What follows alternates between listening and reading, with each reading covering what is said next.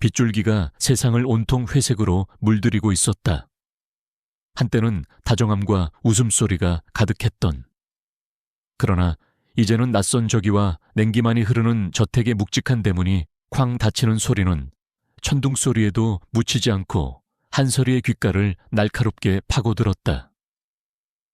그녀의 뺨 위로 흐르는 것이 빗물인지 눈물인지 분간할 수 없었다.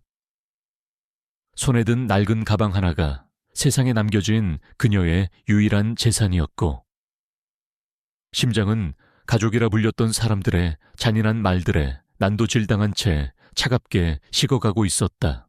이 집안의 빚은 전부 네가 남긴 몫이야. 내 엄마가 남긴 짐처럼 말이지. 이제라도 내 몫을 들고 나가서 어떻게든 갚아 새어머니 김미연의 목소리는 빗소리를 뚫고 나온 독사의 혀 같았다. 그녀의 딸 한유라는 경멸과 만족감이 뒤섞인 미소를 지으며 서리의 비참한 모습을 즐기고 있었다. 하지만 서리의 가슴에 가장 깊은 상처를 낸 것은 침묵으로 모든 것을 방관한 아버지. 한태식의 외면이었다. 그는 끝내 그녀와 눈을 마주치지 않았다. 그의 떨리는 손이 서리에게 건넨 것은 차가운 서류 뭉치였다. 회생이 불가능하다는 법원의 통지서와 눈덩이처럼 불어난 채무 목록. 아버지의 사업 실패는 가족 모두의 비극이었지만 그들은 모든 책임을 서리와 돌아가신 그녀의 친어머니에게 떠넘기는 비겁한 선택을 했다. 그녀는 이제 집과 가족, 그리고 과거의 모든 것을 잃고 빚이라는 거대한 족쇄만을 찬 채 세상 밖으로 내던져졌다. 서리는 목적 없이 빗속을 걸었다. 화려한 저택들이 즐비한 동네는 그녀가 더 이상 속할 수 없는 세상의 풍경을 잔인할 정도로 선명하게 보여주었다. 흠뻑 젖은 옷이 몸에 감겨 천을 빼앗아 갔지만 심장을 얼어붙게 하는 배신감의 향기에 비할 바는 아니었다. 손에 쥔 종이 뭉치는 비에 젖어 잉크가 번져나갔지만 그 위에 찍힌 천문학적인 액수는 지워지지 않고 그녀의 망막에 낙인처럼 새겨졌다. 절망이 그녀의 발걸음을 무겁게 짓누르던 그 순간이었다. 넋을 잃고 횡단보도로 발을 내디딘 그녀의 눈앞으로 눈부신 헤드라이트 불빛이 쏟아져 들어왔다. 날카로운 경적 소리와 함께 타이어가 아스팔트를 긁는 굉음이 고막을 찢을 듯 울렸다. 검은색 세단 한 대가 불과 몇 뼘 앞에서 아슬아슬하게 멈춰섰다. 서리는 그 충격으로 힘없이 바닥에 주저앉았고 손에 들고 있던 가방이 떨어지며 얼마 되지 않는 내용물들이 빗물 위로 쏟아졌다. 고요한 정적이 흘렀다. 뒷좌석의 문이 열리고 한 남자가 차에서 내렸다. 빗물이 닿지 않는 검은 우산 아래로 드러난 것은 값비싼 수제화와 한 치의 오차도 없이 재단된 바지였다. 서리는 젖은 아스팔트 바닥에 주저앉은 채 그를 올려다보았다. 그는 마치 다른 세계의 사람처럼 보였다. 권력이 밴 냉담함과 타인을 압도하는 위압감이 그의 전신을 감싸고 있었다. 그의 시선은 그녀에게 동정이 아닌 성가신 방해물을 보는 듯한 무심함으로 가득 차 있었다. 남자의 얼굴은 대리석 조각상처럼 차갑고 완벽했다. 하지만 그 어떤 온기도 찾아볼 수 없는 텅 빈 눈동자는 살아있는 사람의 것이라고 믿기 어려울 정도였다.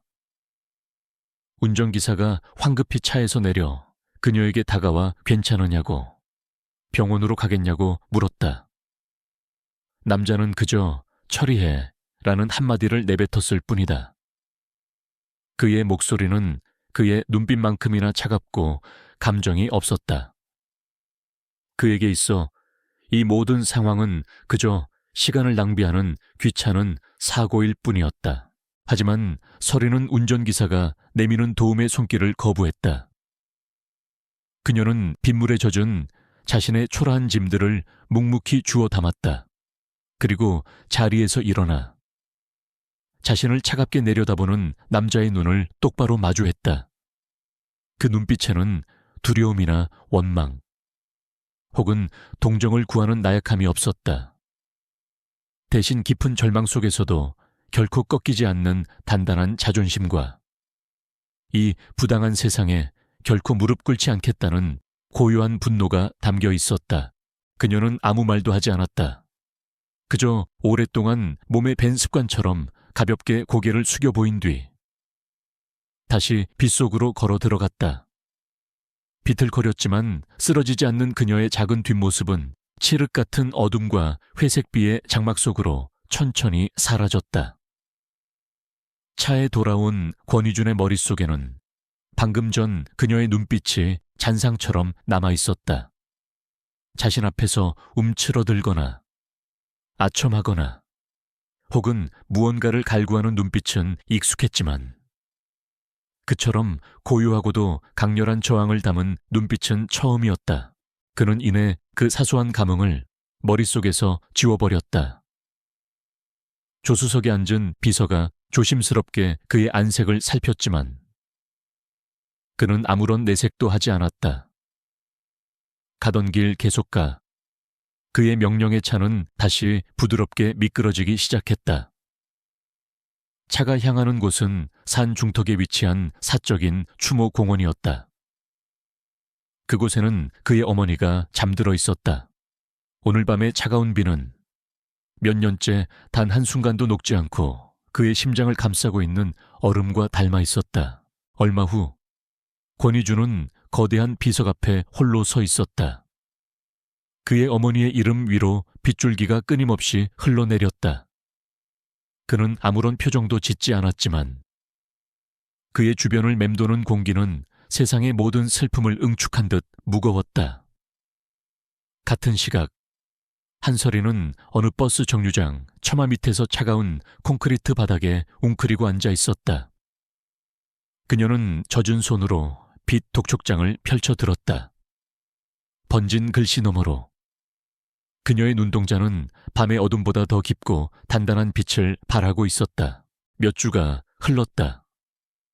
한설이의 세상은 좁고 비좁은 옥탑방으로 축소되었다. 낮에는 식당 주방에서, 밤에는 편의점에서 일하며 숨 돌릴 틈 없이 몸을 움직였다.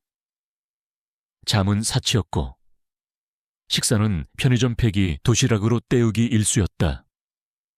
그녀를 짓누르는 것은 끔찍한 노동의 무게뿐만이 아니었다. 매달 이자조차 감당하기 벅찬 거대한 빚은 보이지 않는 족쇄가 되어 그녀의 숨통을 조여왔다. 그럼에도 그녀는 무너지지 않았다. 절망의 끝에서 그녀는 오히려 독하게 마음을 다잡았다. 그녀의 유일한 숨통은 주말에만 일하는 작은 갤러리에서의 아르바이트였다. 청소와 잡무를 담당하는 가장 낮은 직급이었지만 그곳은 예술이라는, 특히 돌아가신 어머니의 유산과도 같은 도자 예술과 그녀를 이어주는 유일한 끈이었다. 그녀는 먼지를 닦아내면서도 어깨너머로 작품들을 공부했고 잠시 쉬는 시간에도 도예 관련 서적에서 눈을 떼지 않았다. 그 잿빛 현실 속에서 유일하게 색채를 잃지 않은 시간이었다. 어느 날 새로 들어온 백자 항아리 하나가 운송 과정에서 입구가 살짝 깨지는 사고가 발생했다. 갤러리 관장은 아까워하면서도 흠집난 작품은 가치가 없다며 창고에 처박아 두었다. 그날 밤 모두가 퇴근한 뒤 홀로 남은 설이는 깨진 항아리를 참아 외면할 수 없었다. 그것은 마치 상처 입은 채 버려진 자신의 모습과도 같았다. 그녀는 밤을 새워 어머니에게 배운 전통 기법으로 항아리를 복원하기 시작했다. 그녀의 손길은 상처를 과시하는 것이 아니라 조심스럽게 감싸 안는 방식이었다. 그녀는 비슷한 색의 흙을 이겨 깨진 부분을 메우고 유약의 미세한 흐름까지 계산하여 감에 다시 구워냈다. 며칠 후 항아리는 언제 깨졌냐는 듯 완벽한 모습으로 되살아났다. 상처는 희미한 흔적으로만 남아 오히려 세월의 깊이를 더해주는 고유한 무늬가 되었다. 설이는 그 항아리를 창고 한쪽 구석에 조용히 놓아두었다. 권희준은 중요한 해외 바이어에게 줄 선물을 찾고 있었다. 그의 비서는 까다로운 그의 취향을 고려해 현대 도예가들의 독창적인 작품을 취급하는 이 작은 갤러리를 추천했다. 그가 갤러리 안으로 들어서는 순간 공간의 공기가 바뀌었다. 값비싼 수트와 압도적인 존재감은 조용한 갤러리를 순식간에 긴장감으로 채웠다. 관장은 버선발로 뛰쳐나와 극진하게 그를 맞이하며 가장 화려하고 값비싼 작품들을 늘어놓았다. 하지만 권희준의 눈은 그 어느 것에도 머물지 않았다. 그의 차가운 시선은 상품이 아닌 영혼이 담긴 진짜를 찾고 있었다. 무심하게 갤러리를 둘러보던 그의 발걸음이 반쯤 열린 창고 문 앞에서 멈췄다. 그의 눈길을 사로잡은 것은 선반 구석에 놓인 작은 백자 항아리였다. 화려하지는 않았지만 그 어떤 작품에서도 느낄 수 없는 고요하고도 단단한 기품이 흘러나오고 있었다. 그는 항아리를 가까이서 보고 싶다고 말했다. 당황한 관장은 흠집이 있어 팔 수 없는 물건이라며 만류했지만 이주는 아랑곳하지 않고 항아리를 손에 들었다. 그는 거의 보이지 않을 정도로 정교하게 복원된 부분을 즉시 알아차렸다. 그것은 단순한 기술이 아니었다. 작품에 대한 깊은 이해와 애정이 없이는 불가능한 장인의 경지에 가까운 솜씨였다. 바로 그때 청소 도구를 든 서리가 창고 안으로 들어서다 그와 마주쳤다. 순간 이준의 뇌리에 그 비 오는 밤의 풍경이 스쳐 지나갔다. 절망 속에서도 결코 꺾이지 않던 꼿꼿하고 서늘한 눈빛. 그는 눈앞에 초라한 아르바이트생과 그날 밤의 소녀, 그리고 이 놀라운 항아리를 수리한 미지의 장인을 하나의 선으로 연결했다. 그는 관장에게 물었다. 이거 누가 고쳤지? 관장은 자신이 한 것처럼 꾸며내려 했지만 이준의 꿰뚫어 보는 듯한 시선 앞에서 입을 다물었다. 결국 서리가 작은 목소리로 자신이 했다고 실토했다. 권희준의 무표정한 얼굴에 처음으로 희미한 놀라움이 어렸다. 그는 항아리의 섬세한 표면과 고된 노동으로 거칠어진 소녀의 손을 번갈아 보았다. 어울리지 않는 두 개의 이미지 속에서 그는 기묘한 완벽함을 발견했다. 그는 더 이상 관장을 상대하지 않았다. 그의 시선은 오직 서리에게만 고정되었다. 그 재능, 여기서 썩히기엔 아깝군 칭찬이 아닌 사실을 통보하는 듯한 건조한 말투였다. 그는 서리에게 자신의 개인 소장품들을 관리할 큐레이터가 필요하다고 말했다. 그 제안은 마치 다른 세상의 이야기처럼 들렸다. 내 밑에서 일해, 내 빚 전부 해결해 주지. 그의 목소리에는 어떤 감정도 실려 있지 않았다. 그것은 구원이 아닌 철저한 거래 조건이었다. 서리는 혼란에 빠졌다. 이 제안은 썩은 동아줄이라도 잡고 싶은 그녀에게 내려온 기적과도 같았지만 그 제안을 한 남자는 그녀가 경계하는 차가운 권력의 세계 그 자체였다. 자존심과 생존의 필요성이 그녀의 내면에서 격렬하게 충돌했다. 그러나 비좁은 옥탑방과 끝없는 노동, 그리고 그녀를 옥죄는 빚의 무게를 떠올렸을 때 선택지는 이미 정해져 있었다. 권희준은 그녀에게 자신의 명함 한 장을 건넸다. 차갑고 빳빳한 그 작은 종이 조각이 서리의 손 안에서 청은망은처럼 무겁게 느껴졌다. 24시간 주지. 그는 자신이 구매한 백자 항아리를 들고 망연자실한 셔리와 어리둥절한 관장을 뒤로 한 채 갤러리를 떠났다. 한서리가 권희준의 제안을 받아들인 다음 날, 그녀의 인생은 송두리째 다른 궤도에 올라탔다. 그녀가 도착한 권희준의 저택은 성이라고 불러도 무방할 만큼 거대하고 웅장했다. 철저하게 계산된 조경과 현대적인 건축물은 한치의 흐트러짐 없는 완벽함을 과시했지만 사람이 사는 집 특유의 온기는 어디에서도 찾아볼 수 없었다. 그곳은 마치 주인의 성격을 그대로 빼닮은 거대하고 차가운 박물관 같았다. 그녀를 맞이한 것은 저택의 총괄 집사인 오 여사였다. 엄격해 보였지만 불필요한 말을 섞지 않는 공정한 태도의 그녀는 서리에게 앞으로 할 일에 대해 간결하게 설명했다. 서리의 빚은 권위준 대표가 개인적으로 인수했으며 그 금액만큼의 가치를 증명해야 한다는 것이 계약의 골자였다. 그녀에게 배정된 직원 숙소의 작은 방은 옥탑방과는 비교할 수 없을 만큼 쾌적했지만 보이지 않는 감옥에 갇힌 듯한 답답함이 느껴졌다. 저택에서의 첫 며칠은 낯선 고독과의 싸움이었다. 서리는 권위준이 소장한 방대한 양의 예술품 목록을 정리하는 일부터 시작했다. 그의 컬렉션은 값비싼 작품들로 가득했지만 주인을 닮아 어딘가 차갑고 정이 가지 않았다. 다른 고용인들은 그녀를 호기심과 의심이 뒤섞인 눈으로 대했다. 대표가 직접. 그것도 그런 파격적인 조건으로 고용한 전례 없는 경우였기 때문이다. 그들의 보이지 않는 벽은 서리를 더욱 외롭게 만들었다.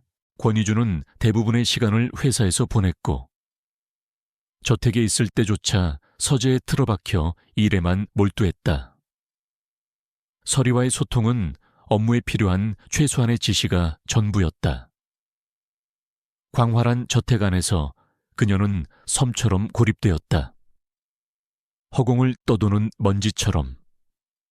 그녀의 존재는 그 누구의 관심도 끌지 못하는 듯했다. 하지만 서리는 불평하지 않았다. 그녀는 묵묵히 자신의 일을 해내며 이곳에서 버텨내야 할 이유를 끊임없이 되새겼다. 그러던 어느 날 오후, 정원에 놓인 조각품들의 상태를 점검하던 서리는 저택의 가장 깊숙한 곳에서 담쟁이 덩굴에 뒤덮인 낡은 별채 하나를 발견했다. 호기심에 이끌려 다가간 그곳은 오랫동안 사람의 발길이 끊긴 낡은 도의 작업실이었다. 먼지가 두껍게 쌓인 물레와 가마. 선반 위에는 굳어버린 흙과 빛바랜 유약들이 시간의 흐름을 잊은 채 잠들어 있었다. 마치 비극적인 동화 속 한 장면처럼 슬프고도 아름다운 공간이었다. 작업실 안에서 그녀는 미완성된 도자기들과 낡은 작업 노트를 발견했다. 노트에 담긴 우아한 필체와 섬세한 스케치는 범상치 않은 실력의 소유자임을 짐작게 했다. 나중에 오 여사를 통해 그곳이 과거 권위준의 어머니가 사용하던 공간이라는 것을 알게 되었다. 오 여사는 깊은 존경심을 담아 안주인에 대해 회상하며 그녀가 불의의 사고로 세상을 떠난 후 대표님이 작업실을 폐쇄하라는 명령을 내렸다고 덧붙였다. 고통스러운 기억을 감당할 수 없었기 때문이었다. 서리는 그 작업실에 거부할 수 없는 이끌림을 느꼈다. 그곳은 마치 비슷한 영혼을 가진 누군가와의 교감을 나누는 신성한 장소처럼 느껴졌다. 그녀는 그날 이후로 자유시간이 생길 때마다 몰래 작업실을 찾았다. 그리고 누구의 지시도 없이 그곳을 청소하고 정리하기 시작했다. 그것은 일이 아니라 상처 입은 자신을 치유하는 과정과도 같았다. 먼지 쌓인 도구들을 닦고 유약들을 정리하며 그녀는 자신의 부서진 마음 또한 조금씩 제자리를 찾아가는 것을 느꼈다. 권위준의 서재는 정원이 내려다 보이는 곳에 위치해 있었다. 어느 늦은 밤, 잠 못 이루고 서류를 보던 그의 눈에 오랫동안 버려져 있던 작업실에서 새어나오는 희미한 불빛이 들어왔다. 그의 암묵적인 규칙을 어긴 침입자에 대한 짜증과 알 수 없는 호기심에 이끌려 그는 직접 확인하러 나섰다. 그리고 창문 너머로 먼지를 뒤집어 쓴 채 진지한 표정으로 어머니의 낡은 물레를 정성껏 닦고 있는 서리의 모습을 발견했다. 그는 그녀를 다그치지 않았다. 대신 어둠 속에 몸을 숨긴 채 오랫동안 그녀를 지켜보았다. 그의 눈에 비친 것은 무단 침입한 직원이 아니라 그 공간의 영혼을 이해하고 위로하는 한 사람이었다. 깊은 고통의 기억만이 깃든 장소에 온기를 불어넣는 그녀의 모습은 그의 얼어붙은 심장 한 구석을 미세하게 뒤흔들었다. 그는 소리 없이 발길을 돌렸지만 그날 이후로 한설이라는 존재를 완전히 다른 시선으로 바라보기 시작했다. 한편 설이가 새로운 삶에 적응해가는 동안 그녀의 옛 가족들은 새로운 계획을 꾸미고 있었다. 한유라는 사교계 친구들을 통해 YS그룹의 은둔하는 대표가 젊은 여자를 개인 큐레이터로 고용했다는 소문을 듣게 되었다. 소문 속 여자의 인상착의는 한설이와 놀라울 정도로 일치했다. 질투와 탐욕에 휩싸인 김미연은 이 기회를 이용해 권희준에게서 돈을 뜯어낼 방법을 모색하기 시작했다. 그들에게 설이는 여전히 이용 가치가 충분한 도구일 뿐이었다. 그날 밤 권희준은 자신의 서재에서 작업실을 비추는 CCTV 화면을 보고 있었다.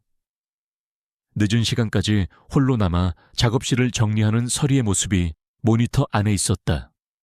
그녀의 고요한 움직임을 보고 있자니 그 자신도 알지 못하는 생소한 감정이 가슴속에서 천천히 피어올랐다.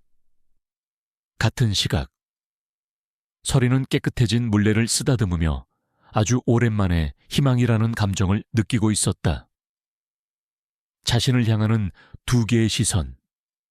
하나는 그녀의 상처를 통해 자신의 상처를 들여다보는 남자의 시선이었고, 다른 하나는 그녀를 놓아주지 않으려는 끈질긴 과거의 시선이라는 것을 까맣게 모른 채였다.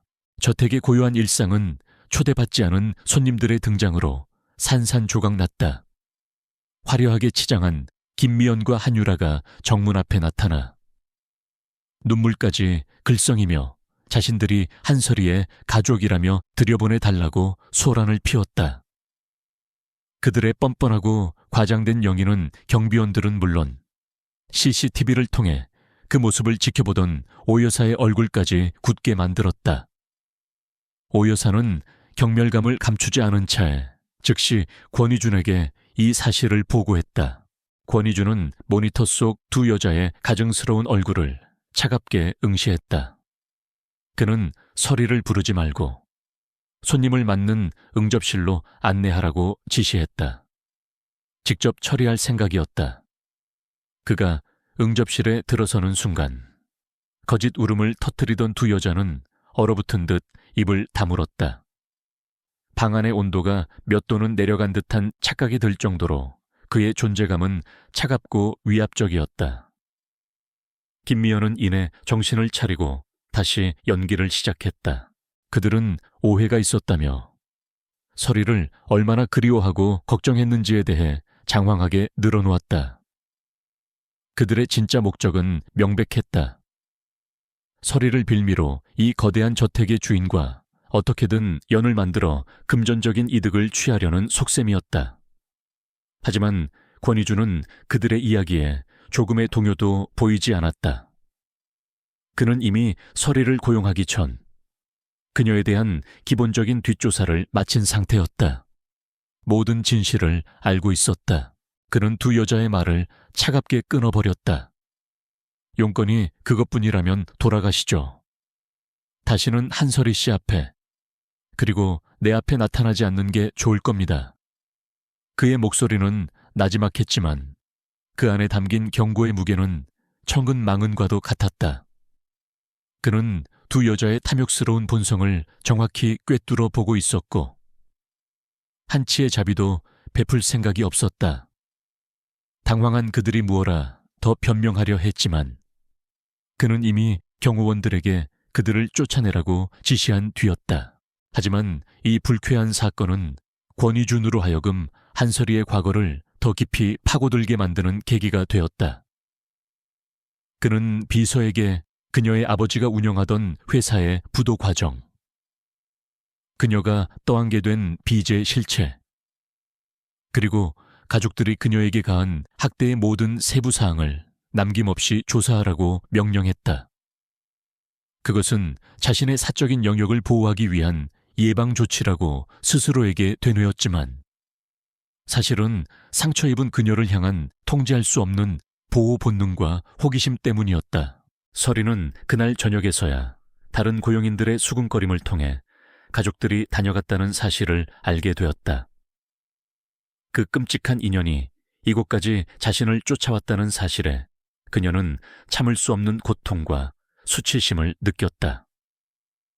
그녀는 유일한 피난처인 도의 작업실로 도망치듯 몸을 숨겼다.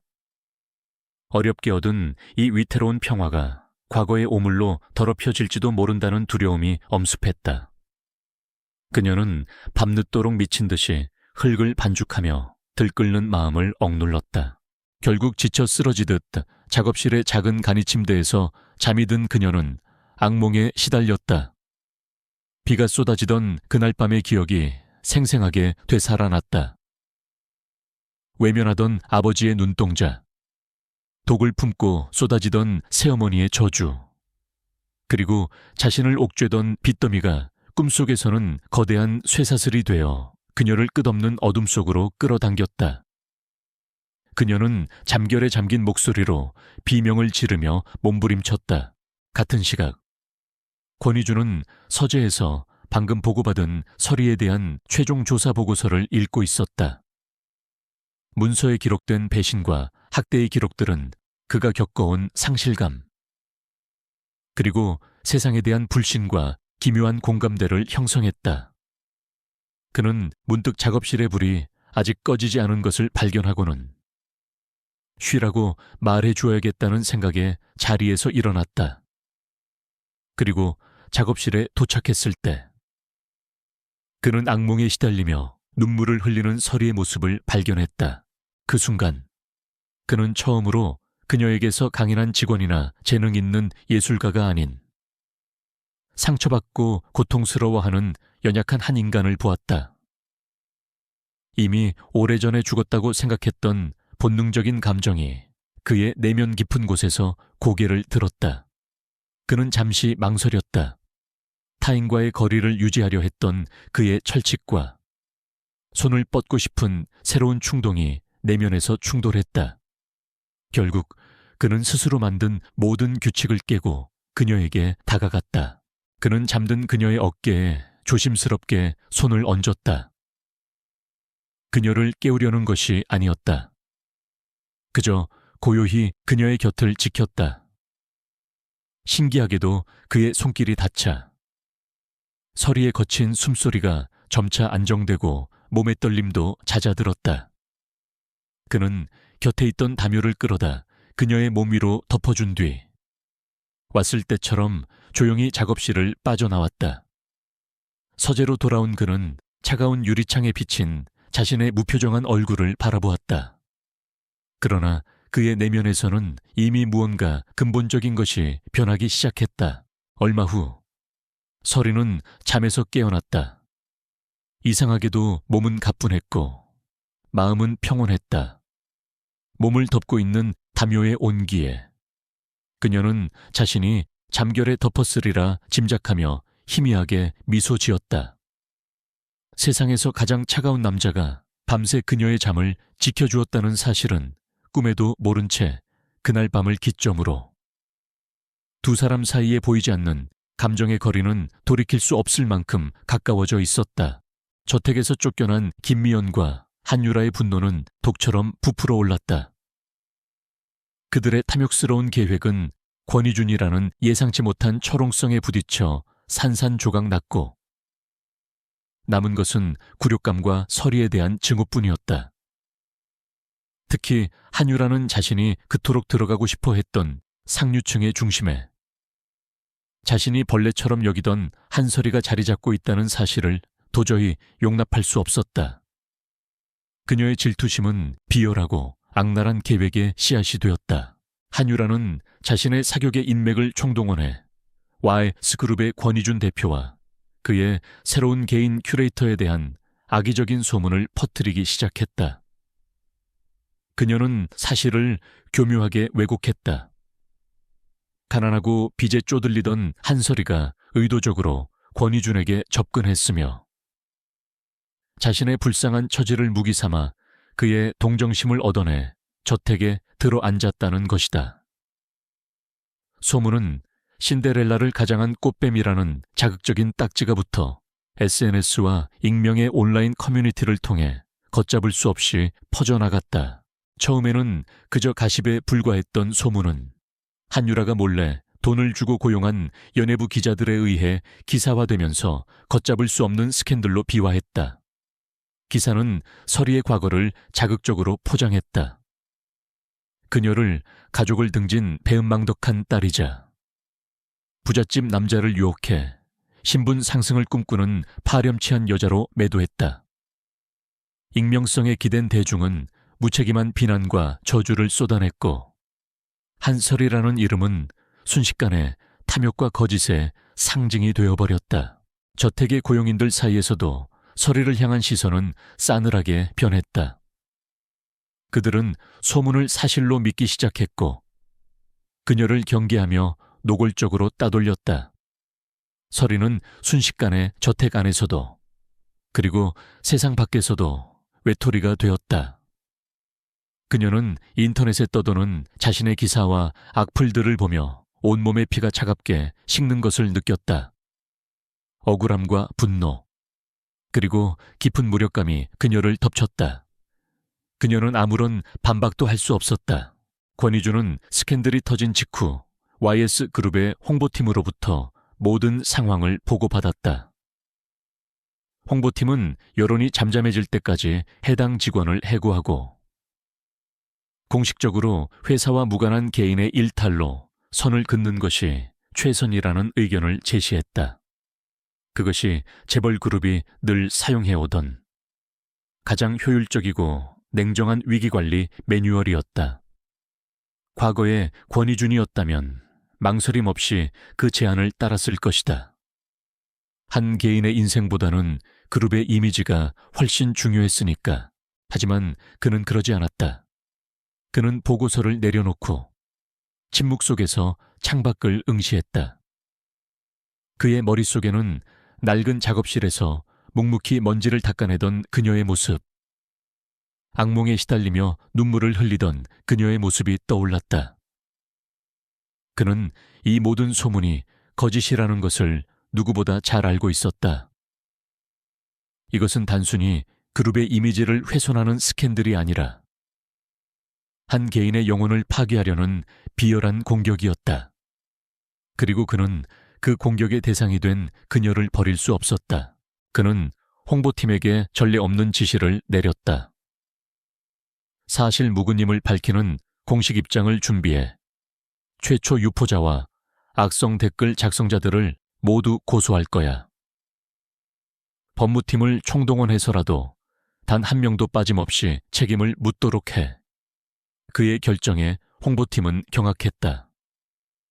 대표가 일개 직원을 위해 그룹 차원에서 전면전에 나서는 것은 상상조차 할 수 없는 일이었다.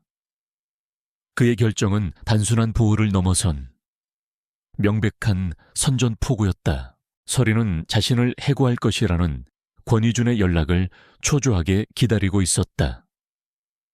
이것이 자신에게 주어진 짧은 평화의 끝이라고 생각했다. 그러나 그녀가 마주한 것은 해고 통보가 아닌 YS그룹의 공식 법적 대응 발표였다. 텔레비전 뉴스에서는 YS그룹이 한설이 씨에 대한 허위, 사실 유포에 대해 무관용 원칙으로 대응할 것이라는 앵커의 목소리가 흘러나오고 있었다. 설이는 자신의 눈과 귀를 의심했다. 그날 밤 권희준은 저택으로 돌아와 처음으로 설이를 자신의 서재로 불렀다. 설이는 무거운 마음으로 그의 앞에 섰다. 그는 아무런 감정도 드러내지 않은 채 평소처럼 무심한 표정으로 그녀에게 물었다. 괜찮나? 그 짧은 한마디에 애써 억누르고 있던 설이의 감정이 무너져 내렸다. 그녀의 눈에서 뜨거운 눈물이 쉴 새 없이 흘러내렸다. 권희준은 말없이 그녀에게 손수건을 건넸다. 그는 그녀에게 이 모든 일이 자신의 책임이라고 말했다. 자신이 그녀를 자신의 영역으로 끌어들였기 때문에 벌어진 일이라는 것이었다. 그러니 그녀는 아무것도 걱정할 필요가 없다고. 자신이 모든 것을 해결할 것이라고 단언했다. 그의 목소리는 여전히 차가웠지만 그 안에 담긴 단단한 신뢰와 책임감은 그 어떤 따뜻한 위로의 말보다도 더 깊게 서리의 마음을 울렸다. 그녀는 그 순간 깨달았다. 이 차가운 남자가 지금 자신의 편이 되어주고 있다는 것을. 권희준의 방역은 신속하고 무자비했다. YS그룹의 법무팀은 소문의 근원지였던 기자들과 한유라를 포함한 최초 유포자들을 찾아내 고소했다. 막강한 자본과 정보력을 동원한 그의 움직임 앞에 진실은 빠르게 모습을 드러냈고 여론은 순식간에 뒤집혔다. 권희준이 자신을 보호하기 위해 그룹 전체를 움직였다는 사실은 그가 그녀를 단순한 직원 이상으로 생각하고 있다는 것을 세상에 공표한 것과 마찬가지였다. 그는 서리를 자신의 사람으로 인정했고 그의 사람을 건드린 대가가 얼마나 혹독한지를 모두에게 똑똑히 보여주었다. 권희준의 단호한 대응으로 스캔들은 일단락되었지만 그 여파는 저택 안에 무겁게 가라앉아 있었다. 세간의 관심은 여전히 뜨거웠고 한서리를 향한 호기심 어린 시선들은 보이지 않는 압박이 되어 그녀를 짓눌렀다. 권희준은 그녀에게 진정한 휴식이 필요하다고 판단했다. 그는 자산 실사라는 업무를 핑계로 며칠간 저택을 떠나 있을 것을 제안했다. 목적지는 강원도산 깊숙한 곳에 위치한 그의 개인 별장이었다. 그가 오랫동안 찾지 않았던 세상으로부터 완벽하게 고립된 곳이었다. 그들이 별장에 도착했을 때 예보처럼 첫눈이 내리기 시작했다. 별장은 차가운 저택과는 전혀 다른 분위기를 자아냈다. 따뜻한 원목으로 지어진 전통 한옥 스타일의 건물은 화려하지 않았지만 곳곳에 주인의 손길이 닿은 듯한 아늑함과 품격이 느껴졌다. 이곳은 그의 어머니가 가장 사랑했던 공간이었다. 고요히 눈이 내리는 산속의 별장은 바깥 세상과는 분리된 오직 두 사람만을 위한 고요하고 내밀한 세계를 만들어 주었다. 평화로운 환경은 두 사람의 경계심을 천천히 녹여내렸다. 그날 저녁 창밖으로 한방눈이 쏟아지는 가운데 두 사람은 벽난로 앞에 나란히 앉아 있었다. 권희준은 평소와 달리 말이 없었고 깊은 생각에 잠겨 있었다. 별장 곳곳에 스며 있는 어머니의 흔적은 그의 단단한 방어벽을 속절없이 허물어뜨리고 있었다. 그는 조용히 눈을 감상하는 서리의 옆모습을 바라보았다. 그리고 지금껏 그 누구에게도 꺼내 보인 적 없던 자신의 가장 깊은 상처를 그녀에게만은 보여주고 싶다는 충동을 느꼈다. 그는 마침내 입을 열었다. 그의 목소리는 낮고 희미하게 떨리고 있었다. 그는 자신의 어머니를 앗아간 끔찍한 교통사고에 대해 이야기했다. 사고가 나던 날 10대였던 그는 어머니와 함께 차 타고 있었다. 채 오르기 직전 그는 사소한 반항심에 어머니의 마음을 아프게 하는 말을 내뱉었다. 그 후로 수십 년간 그는 끔찍한 죄책감에 시달려왔다. 만약 자신이 어머니를 화나게 하지 않았더라면, 그래서 어머니의 주의가 흐트러지지 않았더라면, 어쩌면 그 사고는 일어나지 않았을지도 모른다는 생각 때문이었다. 그의 고백은 그가 왜 그토록 차가운 얼음성에 자신을 가두고 살아왔는지에 대한 해답이었다. 서리는 아무 말 없이 그의 이야기를 들어주었다. 수십 년 동안 홀로 자신을 벌하며 살아온 어린 소년의 모습이 눈앞에 그려지는 듯해 가슴이 아파왔다. 그의 이야기가 끝났을 때 그녀는 섣부른 위로나 동정을 건네지 않았다. 대신 자신 역시 어머니를 잃고 홀로 겪어야 했던 상실감과 외로움에 대해 담담하게 이야기했다. 그녀는 기억이란 때로는 안식처가 되지만 때로는 감옥이 되기도 한다고 말했다. 그리고 그의 어머니는 분명 그가 죄책감이라는 감옥에 갇혀 사는 것을 원치 않을 것이라고, 그가 행복해지기를 간절히 바랄 것이라고 진심을 담아 전했다. 그녀의 꾸밈 없는 공감과 따뜻한 이해는 그의 오래된 상처를 부드럽게 감싸 안는 연고와도 같았다. 그 어떤 전문가의 상담도, 그 어떤 친구의 위로도 뚫지 못했던 그의 마음의 벽이 그녀의 말 한마디에 허물어지고 있었다. 그는 더 이상 감정을 주체할 수 없었다. 그는 손을 뻗어 그녀의 손을 잡았다. 그의 손길은 망설이는 듯했지만 이내 단단하게 그녀의 손을 감쌌다. 어머니가 돌아가신 후 내 세상은 줄곧 겨울이었어. 그의 목소리는 차마 터뜨리지 못한 눈물로 젖어 있었다. 그런데 당신은 내게 처음으로 찾아온 봄 같아. 내 안에 얼음을 녹이고 있어. 그것은 그의 영혼이 내지르는 처절한 고백이었다. 그는 그녀를 지키고 싶었던 것이 더 이상 책임감이나 거래 때문이 아니라고 말했다. 그녀가 자신의 어둡고 외로운 세상에 들어온 유일한 빛이 되었기 때문이라고. 서리는 그의 고백에 심장이 세차게 울리는 것을 느꼈다. 그를 향한 자신의 감정 역시 단순한 감사를 넘어 더 깊고 애틋한 무언가로 변해 있었다는 것을 깨달았다. 그녀는 그의 손을 뿌리치지 않았다. 오히려 그의 손을 마주 잡으며 작은 온기를 나누었다. 고요한 신뢰, 창밖으로 소리 없이 내리는 눈. 두 사람은 오랫동안 서로의 눈을 바라보았다. 더 이상의 말은 필요 없었다. 차가운 재벌 대표와 가족에게 버림받았던 소녀는 마침내 서로의 상처 속에서 가장 안전한 안식처를 발견했다. 벽난로의 불꽃이 두 사람의 그림자를 하나로 이어주며 따스하게 타오르고 있었다. 그것은 끝이 아닌 새로운 시작을 알리는 순간이었다. 그들은 더 이상 고용주와 직원이 아닌 서로의 겨울을 끝내줄 유일한 봄이 되어가고 있었다. 별장에서 돌아온 후 저택의 공기는 미묘하게 변해 있었다. 한설이와 권희준 사이에는 더 이상 고용주와 직원이라는 차가운 벽이 존재하지 않았다. 그들은 함께 정원에서 차를 마시거나 예술에 대해 이야기하며 조용하고 깊은 교감을 나누었다. 설이는 더 이상 위축되지 않았고 이준의 얼굴에는 희미하지만 분명한 미소가 머무는 날이 많아졌다. 위태롭지만 소중한 행복이 두 사람의 시간 속에 조용히 스며들고 있었다. 하지만 그 평화는 오래가지 못했다.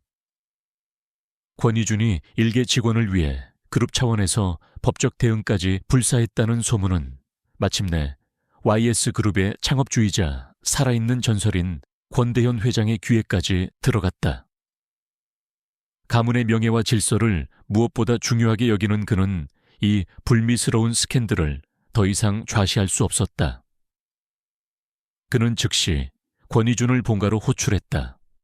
서늘한 위험이 흐르는 한옥 본체에서 그는 손자인 이준을 싸늘하게 맞았다. 권대현 회장은 단도직입적으로 용건을 꺼냈다. 그는 한설이를 YS그룹 후계자의 명성에 흠집을 내는 근본도 없는 여자라고 칭하며 모든 관계를 즉시 정리하라고 명령했다. 가문과 회사를 위해서는 정해진 상대와 전략적인 결혼을 해야 하는 것이 후계자의 의무라는 점을 상기시켰다. 만약 자신의 명령을 따르지 않는다면 자신이 직접 나서서 그 천박한 인연의 싹을 잘라버리겠다고 위협했다. 지금까지 조부의 뜻을 거역한 적이 없었던 권희준은 처음으로 정면으로 맞섰다. 그는 한설이가 어떤 사람인지, 자신에게 어떤 의미인지에 대해 단호하게 이야기했다. 그녀는 자신의 약점이 아니라 자신을 구원한 유일한 사람이라고, 그는 결코 물러서지 않겠다는 뜻을 분명히 밝혔고, 조부와 손자 사이에는 평생 처음으로 깊고 차가운 균열이 생겼다. 권대현 회장은 감히 자신에게 반기를 든 손자의 모습에 격노했다. 한편 법적 처벌을 받을 위기에 처한 서리의 옛 가족들은 최후의 발악을 준비하고 있었다. 김미연은 수소문 끝에 YS그룹의 오랜 숙적인 태영그룹의 최진석 회장에게 비밀리에 접촉했다. 그녀는 자신이 YS그룹을 뒤흔들 수 있는 치명적인 비밀을 쥐고 있다며 거래를 제안했다. 그것은 과거 한서리의 아버지 한태식이 떠안았던 빚과 관련된 어둡고 추악한 진실이었다. 과거 한태식의 사업 실패는 단순한 경영 악화 때문이 아니었다. 그는 과거 YS그룹의 한 계열사가 저지른 비자금 조성의 희생양이었다. 당시 프로젝트를 주도했던 것은 권희준의 숙부인 권상무였고, 그는 모든 회계 부정을 한태식에게 뒤집어 씌운 뒤 그를 내쳤다. 결국 서리가 지금껏 짊어지고 있던 빚은 사실상 권씨 일가의 더러운 비리를 덮기 위한 대가였던 것이다. 이 사실은 그녀의 존재 자체를 권희준에게 가장 치명적인 약점으로 만들 수 있었다. 모든 정보를 손에 넣은 최진석 회장은 쾌재를 불렀다.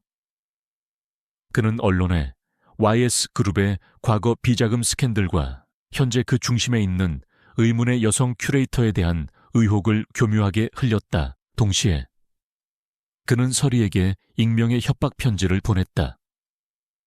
편지에는 자신이 모든 진실을 알고 있다는 내용과 함께 만약 그녀가 권희준의 곁을 떠나지 않는다면 모든 것을 폭로하여 그와 YS그룹을 함께 파멸시키겠다는 섬뜩한 경고가 담겨 있었다.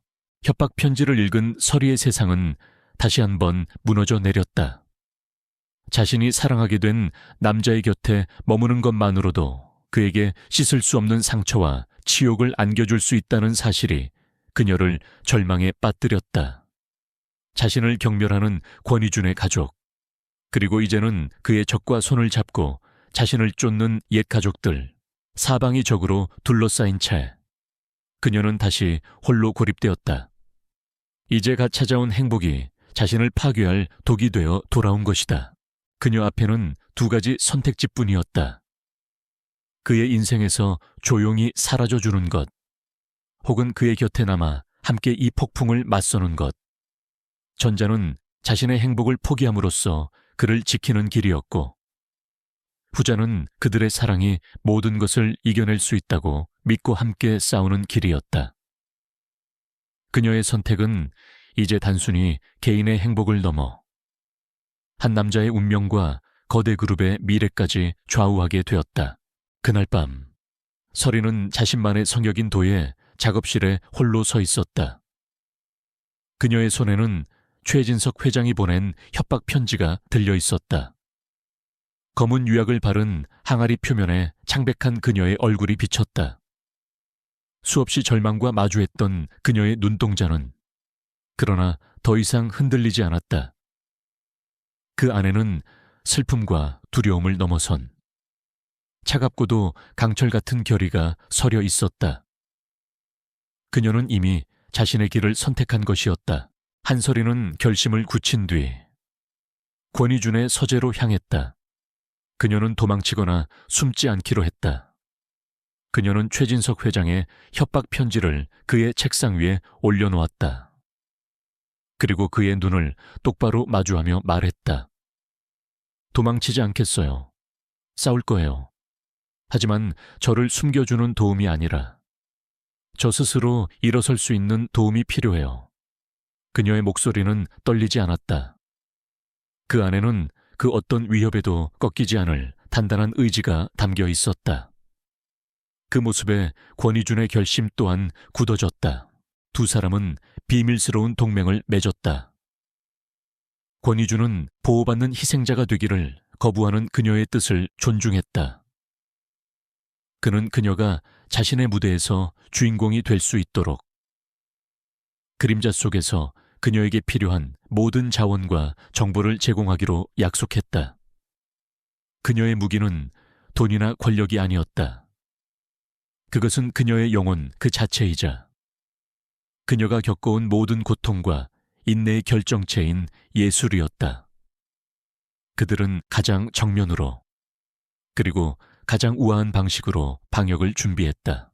그들의 계획은 대담했다. 곧 서울에서 세계적인 권위를 자랑하는 국제도의 비엔날레가 열릴 예정이었다. 서리는 그곳에 자신의 작품을 출품하기로 했다. 단순히 참가하는 것을 넘어 그곳에서 세상의 인정을 받는다면 그녀는 더 이상 스캔들의 주인공이 아닌 한 사람의 존경받는 예술가로서 자신의 목소리를 낼 수 있게 될 터였다. 권위주는 즉시 팀을 움직여 언론의 관심을 피하기 위해 가명으로 그녀의 비엔날레 특별 출품을 성사시켰다. 그날부터 서리는 작업실에서 밤낮을 보냈다. 권위준의 전폭적인 지원 아래 최고의 흙과 유약들이 작업실로 공수되었다. 그녀는 자신의 모든 것을 쏟아부어 하나의 작품을 빚어냈다. 작품의 제목은 불사조의 눈물, 불사조의 눈물이었다. 그것은 보는 각도에 따라 전혀 다른 의미를 자아내는 거대한 백자 항아리였다. 한쪽에서 보면 금방이라도 부서질 듯 위태롭게 금이가 있었지만 다른 쪽에서 보면 그 균열은 눈물처럼 빛나는 푸른 유약으로 채워져 한 마리의 불사조가 날아오르는 형상을 이루고 있었다. 그것은 그녀의 인생 그 자체였다.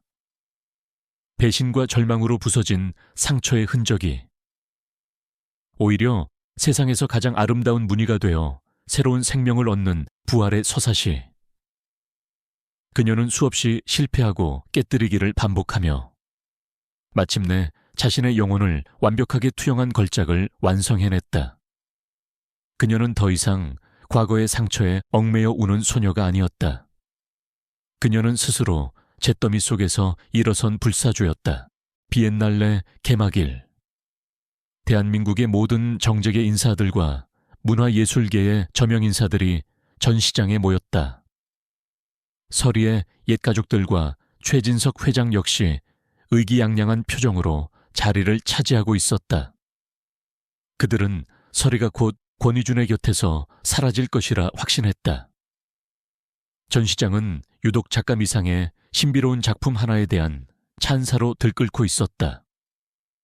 그리고 마침내 그 작품의 작가가 소개되는 순간 단상 위로 한서리가 모습을 드러냈다. 장내에 있던 모든 사람들이 충격에 휩싸였다. 스캔들로 사라졌을 거라 생각했던 그녀가 가장 화려한 무대의 주인공으로 등장한 것이다. 그녀는 수많은 카메라 플래시와 사람들의 시선 앞에서도 조금도 위축되지 않았다. 그녀는 자신의 작품 불사조의 눈물에 대해 담담히 설명하기 시작했다. 그녀는 특정인의 이름을 거론하거나 사건을 직접적으로 언급하지 않았다. 대신 잿더미로 내몰렸던 상처 입은 영혼이 자신의 눈물을 보석으로 만들어 스스로 부활하는 이야기에 대해 말했다. 그녀의 목소리는 차분했지만 그 안에는 깊은 울림이 있었다.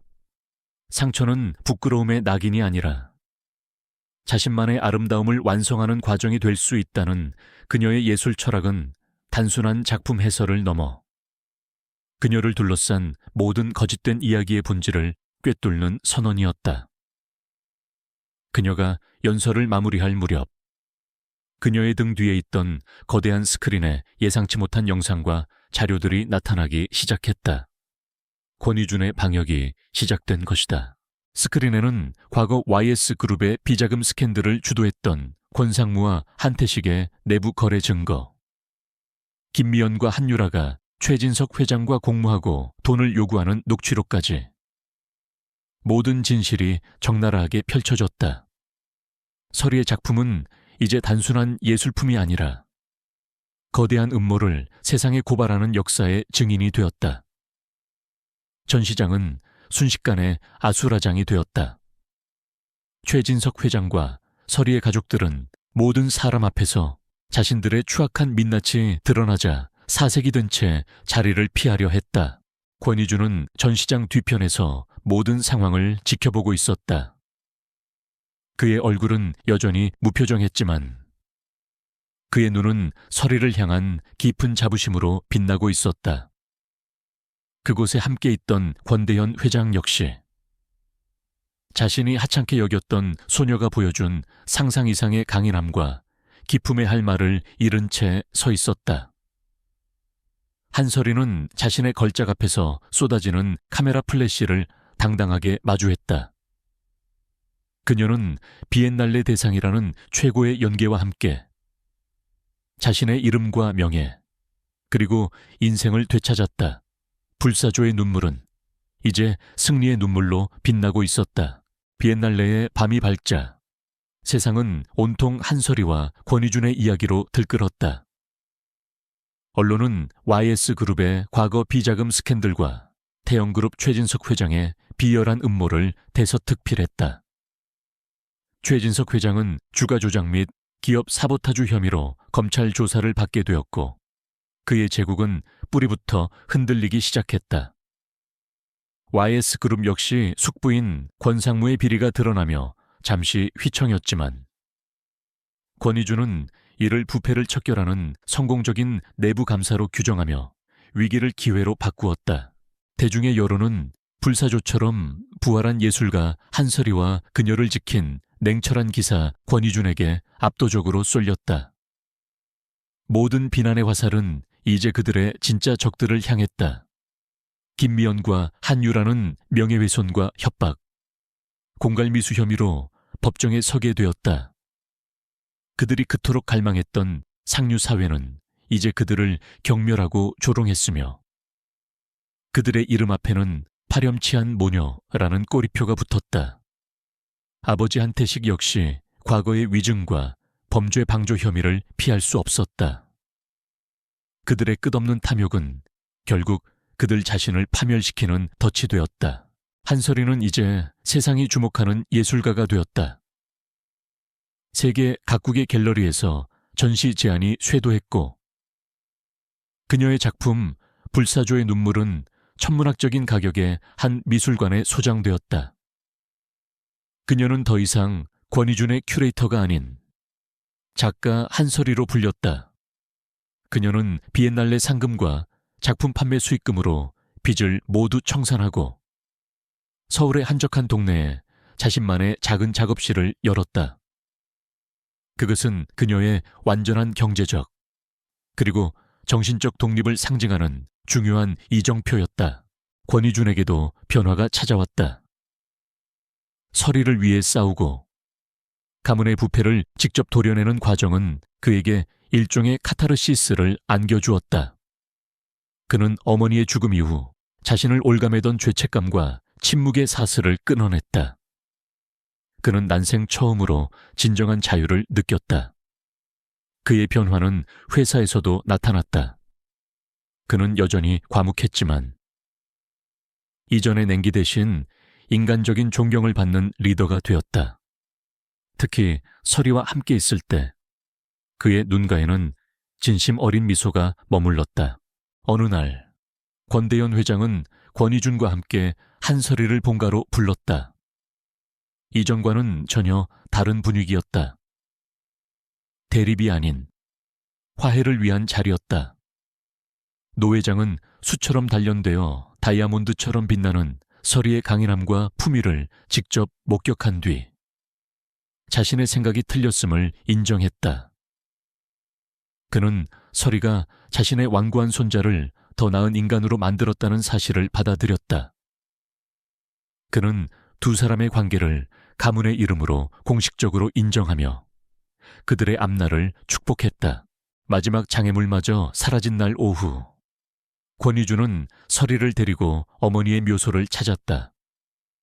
그가 자신의 어머니가 잠든 곳에 누군가를 데려온 것은 처음이었다. 그는 어머니의 비석 앞에서 마침내 행복을 찾았고 다시 살아가는 법을 배우게 되었다고 담담하게 고백했다. 그리고 그 행복의 중심에 서리가 있다고 말했다. 그것은 그의 과거에 대한 완벽한 종결 선언이자 두 사람의 미래를 향한 공식적인 시작이었다. 그 평화로운 공간에서 권위주는 서리에게 청혼했다. 화려한 이벤트는 없었다. 그는 그저 자신의 마음을 담은 반지를 그녀의 손에 끼워주며 부와 권력이 아닌 존중과 사랑으로 평생을 함께하는 동반자가 되어달라고 약속했다. 그녀가 자신을 구원했듯이 이제는 자신이 남은 생을 다해 그녀를 행복하게 해주고 싶다고. 그의 진심 어린 약속에 서리는 눈물을 흘리며 고개를 끄덕였다. 두 사람은 산 위에서 도시의 풍경을 함께 내려다보았다.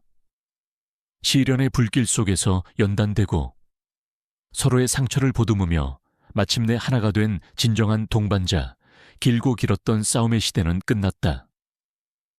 이제는 함께 새로운 인생을 쌓아 올릴 시간만이 남아있었다.